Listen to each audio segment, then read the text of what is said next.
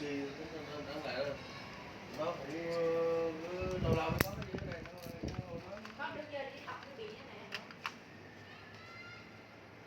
nó gì nó bị nó cũng nhẹ hơn đấy.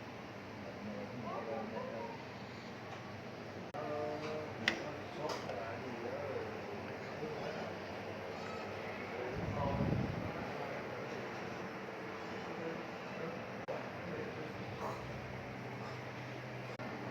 vậy bạn có làm để xếp gì đi đâu quay đâu ạ?